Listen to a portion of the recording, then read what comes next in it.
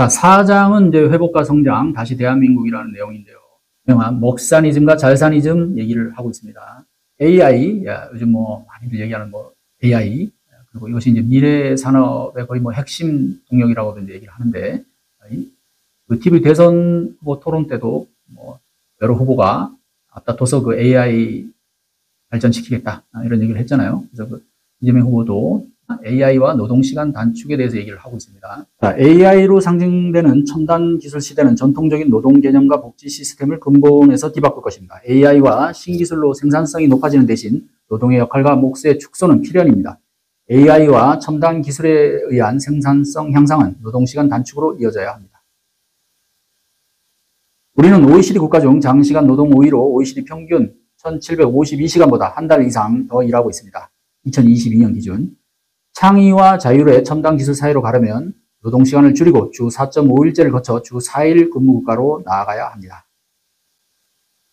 이재명 후보는 AI 산업을 적극 육성을 하고 또 그것을 발전시켜야 한다 이런 철학을 갖고 있고 그런 또 정책을 제시하고 있는데 그것만 얘기하는 것이 아니에요. 그걸로 그쳐서는 안 된다. 이것은 반드시 노동시간 단축으로 이어져야 된다. 왜냐하면 이제 그만큼 생산성이 높아지니까 그 부분에 대해서는 노동자들이 그만큼 거기에 좀 어떤 혜택을 입어야 되는 것이 아니냐. 여기에 대해서 뭐 그 토론 때 보면 이준석 후보였나요? 뭐 김문수 후보였는지 그런 얘기를 하죠. 뭐 실제로 그러면 그 노동시간 단축을 하면 그 대우는 어떻게 할 것이냐? 급여를 그대로 줄 것이냐? 뭐 이런 논쟁이 잠깐 있었던 걸로 기억이 나는데 이 후보의 생각은 뭐 노동시간이 단축된다고 급여를 줄이고 이건 아닌 것 같아요. 그만큼 생산성이 향상됐기 때문에 그 노동시간 줄이는 것은 당연하다. 그리고 그것은 지금 뭐 우리나라만이 어떤 특별한 것이 아니고 우리나라가 지금 OECD 국가 평균보다 과하게 일을 하고 있기 때문에 당연히 AI로 인한 그런 여러 가지 생산성 향상에 맞춰서 노동자들의 근로시간을 줄여주는 것이 맞다. 이렇게 얘기를 하고 있는 겁니다. 자, 그러면서 이른바 공정성장에 대한 얘기를 합니다. 그 내용 한번 볼게요. 이런 과제들을 해결하려면 회복과 성장이 전제되어야 합니다. 희망을 만들고 갈등과 대립을 완화하려면 둥지를 넓히고 파이를 키워야 합니다. 회복과 성장은 더 나은 내일을 위한 필요 조건입니다. 새로운 성장 동력을 만들고 성장의 기여와 결과를 함께 나누는 공정성장이 바로 더 나은 세상의 문을 열 것입니다. 새롭고 공정한 성장 동력을 통해 양극화와 불평등을 완화해야만 함께 잘 사는 세상으로 들어갈 수 있습니다. 성장해야 나눌 수 있습니다. 더 성장해야 격차도 더 줄일 수 있습니다. 인민의 기본적 삶을 기본권으로 보장하는 나라, 두툼한 사회 안전망이 지켜주는 나라여야 혁신의 동기도 새로운 성장도 가능할 것입니다. 이 후보의 경제관, 또 경제정책을 명확히 알 수가 있죠. 뭐 이 얘기는 사실은 뭐 진보 정권이 들어설 때마다 또는 뭐 보수 정권도 어느 정도 이제 비슷하긴 해요. 이론적으로는. 그러니까 성장이 있어야 된다. 그리고 분배가 가능하다. 그러니까 성장과 분배를 다들 얘기를 하는데 어느 쪽에 이제 더 중점을 두느냐의 차이는 있는데 이 후보가 뭐 분배를 중시하고 그 힘든 사람들에 대한 그런 구제, 어떤 양극화, 불평등 해소를 강조하지만은 성장이 없으면 안 된다. 얘기를 분명히 하고 있습니다. 성장을 해야지 그런 격차도 줄일 수가 있다. 이런 면에서 상당히 실용적이다. 이렇게 평가를 할 수 있겠습니다. 자, 이런 얘기를 하면서 먹사니즘과 잘사니즘이라는 그 용어를 이제 꺼내고 있는데요. 뭐 이재명 후보의 경제관, 경제정책을 알려주는 어떤 상징적인 그런 키워드가 되는데요. 경제를 살리는데 이념이 무슨 소용입니까? 인생 살리는데 색깔이 무슨 의미입니까? 진보 정책이든 보수 정책이든 유용한 처방이라면 총동원합시다. 함께 잘 사는 세상을 위해서 유용하다면 어떤 정책도 수용하겠습니다. 먹고 사는 문제를 해결하는 먹사니즘을 포함하여 모두가 함께 잘 사는 잘사니즘을 새로운 비전으로 제시하고 싶습니다. 다음으로 살펴볼 것은 새로운 산업 부흥 전략 A에서 F입니다. 이니셜이에요. A에서 F라는 것이 A, B, C, D, E, F 이게 이제 설명을 드리겠지만 각 주요 키워드의 앞글자를 딴 것이거든요. 그간 대선 후보 TV 토론회에서 이재명 후보가 많이 얘기했던 그런 내용이에요. 그리고 다른 후보들이 또 여기에 대해서 질문도 던지고 해서 좀 쟁점도 됐는데요. 올해 2월 10일 국회 교섭단체 대표 연설을 했던 그런 내용입니다. 그래서 비교적 최근 이 후보의 생각과 정책 공약을 담고 있다.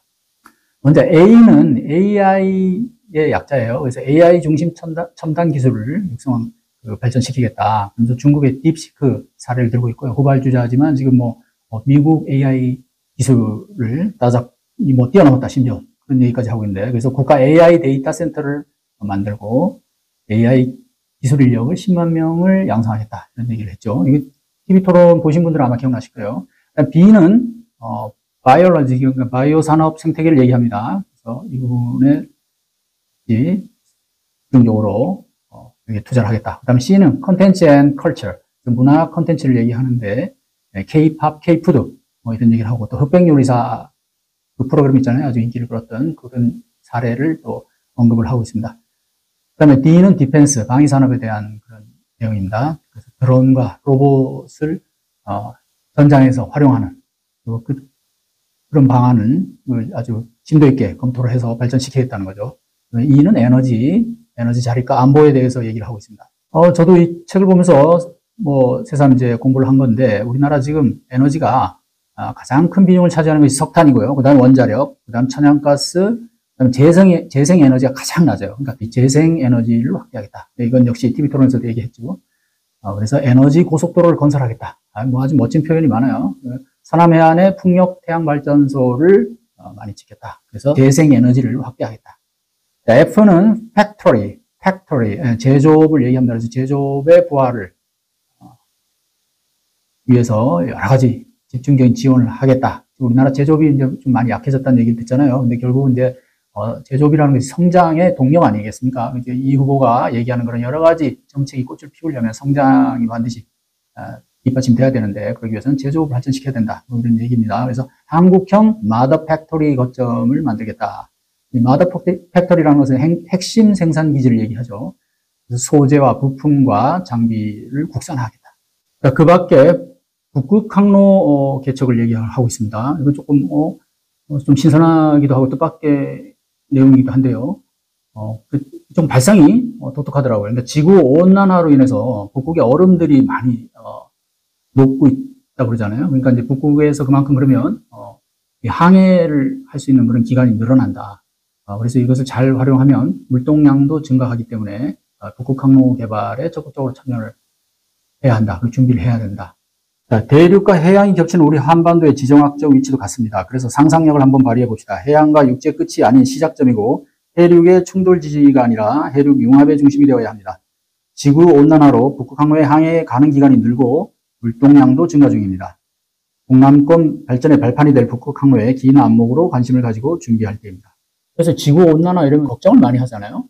부정적으로만 많이 생각하는데 이 와중에 이재명 후보는 또 이 지구 온난화를 오히려 북극 항로를 적극적으로 개척하는 것을 그 물류에 또 활용하는 이런 지금 아이디어를 내고 있습니다. 자, 그 다음에 이제 대륙철도 얘기도 하고 있는데요. 그 내용도 잠깐 볼게요. 남북을 관통하는 대륙철도 연결, 그 출발지의 꿈을 잊지 맙시다. 북미회담이 진척되면 남북 간 강대강 대치도 대화와 협력으로 전환될 수 있습니다. 이제 북미 관계 개선이 되면, 당연히 이제 남북 관계 개선도 이루어진다고 보는 것이고, 그럴 경우에 이게 사실 대륙 간 철도 얘기는 이제 오래전부터 많은 정치인이 했던 얘기긴 한데요. 이재명 후보 역시 거기에 대한 어떤 큰 꿈을 제시를 하고 있습니다. 그래서 대륙 철도, 북극 항로 이런 것들을 적극적으로 다 연결해서 전 세계로 우리의 물류를 확장하자는 그런 구상이고 아이디어입니다. 국방 안보에 관한 내용이 또 별도로 있는데요. 그 중에서 인상적인 부분만 잠깐 살펴보겠습니다. 불법 비상계엄에 동원된 그 군부대 그 지휘관들이 평소에 윤석열이 안가에 부르고 국방부 장관에서 또 거기서 만나고 관저에서도 만나고 하면서 1년 가까이 계속 말하자면 길들여 온 것 아닙니까? 유사시에 써먹기 위해서, 유사시에 자기 말대로 움직이게 그렇게 만들기 위해서. 그래서 일부 그 지휘관이 법정에서인가 헌법재판소에서 그런 얘기를 하지 않았어요? 지금 생각해보니까 가스라이팅이 된 것 같다. 근데 이 사람들조차도, 어쨌든 대통령이 그렇게 자신들한테 잘 대해주고, 그러니까 이제 충성을 맹세한 거 아니에요? 또 진급, 보직 이런 데서도 상당히 배려를 해주고, 군사반란, 불법 쿠데타에 동원됐기 때문에 책임을 질 수밖에 없다. 그건 당연한 얘기인데요. 그런데 거기에 이제 동원된 군 장병들은 사실 내용도 몰랐고 또 그렇게 적극적으로 임무 수행에 나서지 않은 점, 뭐 이런 것들을 또 좀 한편으로는 정상 참작을 해야 되지 않느냐. 군의 사기를 위해서라도 뭐 이런 의견도 있습니다. 다만 그 주요 행위자, 주요 가담자들에 대한 법적인 단죄는 그거는 반드시 이루어져야겠죠. 후세를 위해서라도 그렇고 다시는 군 지휘관들이 어떤 아무리 대통령의 명이라도 불법적인 그런 지시에는 따르면 안 된다. 이런 그 교훈을 확실히 남기기 위해서라도 그는 분명히 법적인 심판을 해야 되는 게 맞고요. 이재명 후보는 여기에 대해서 어떻게 얘기를 하고 있는지 한번 볼게요. 어떻게 생각하고 있는지.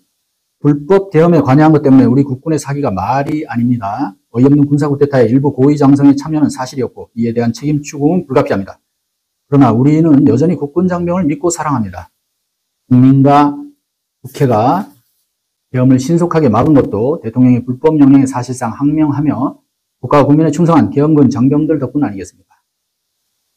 국군은 대통령이 아닌 국민과 국가에 충성해야 합니다. 다시는 군이 정치에 동원되면 안 됩니다. 불법 계엄 명령 거부권 명시, 불법 계엄 거부자와 저지 공로자에 대한 보상 등 시스템 마련에 나서겠습니다. 다시는 이런 일이 일어나면 안 되겠죠.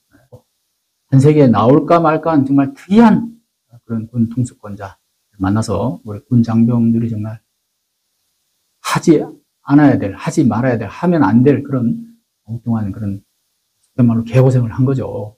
이 사장에서 한 가지 흥미로운 내용이 코로나 때 자영업자들 그 구제책에 대한 그 논란이 많았잖아요. 자영업자들에 대해서 어떻게 보상을 할 것이냐, 뭐 이런 문제. 문재인 정부 말기 때 이 문제를 두고 사실 많이 시끄러웠고, 또 이게 뭐 나중에 대선에서 민주당이 패하는데 중요한 원인이었지 않느냐, 이런 그 분석도 나왔는데요. 이 부분에 대해서 이재명 후보가 저도 이 대목 읽으면서 약간 뜻밖이었는데 조금 강하게 비판을 하고 있습니다. 내용 한번 보겠습니다. 자영업자들의 대출 채무가 늘어난 게 주로 코로나 때잖아요. 코로나 때 다른 나라는 무상 지원을 많이 해줬습니다. 그런데 우리나라는 다 대출을 해줬어요. 코로나를 극복하는 모든 비용을 정부가 부담하지 않고 서민들, 자영업자들에게 떠넘긴 것입니다. 그 결과 국가는 부채가 늘지 않아서 좋다고 자랑했지만 다른 나라는 다 국가 부채가 늘고 개인 가계 부채가 크게 늘지 않은 반면에 우리나라만 국가 부채는 그대로고 가계 부채, 개인 부채만 잔뜩 늘었어요. 가계 부채 때문에, 민간 부채 때문에 앞으로 경제 위기를 겪을지도 모른다고 하지 않았습니까? 하지 않습니까? 그 일선에 우리 자영업자들이 있는 것이죠. 이 코로나 때 다른 나라들, 외국에서는 무상 지원을 많이 했다 이겁니다. 실제로 그렇게 했죠. 저희가 뭐 언론 보도를 통해서도 그때 접했는데, 우리나라는 뭐 기억나시겠지만 기재부에서 어떻고 저떻고 해가면서 재정 건정성이 어떻고 맨날 학상 공론 벌이지 않았어요? 그래서 찔끔찔끔 전 국민, 그것도 거의 용돈 수준의 그런 지원을 하질 않나, 소상공인한테도 특별히 이렇게 정말 도움이 될 만한 이런 지원이 없었습니다. 그리고 이제 해준 게 지금 이재명 후보의 말 맞다는 대출이었어요. 저금리 대출. 근데 이재명 후보는 지금 그걸 지금 비판하고 있는 거예요. 국가는 부채가 안 늘었지만 그렇게 해서 그렇게 어쨌든 대출로 코로나 구제를 하다 보니까, 보상을 하다 보니까 이게 개인 부채, 가계 부채가 잔뜩 늘었다는 거죠. 이게 뭐냐?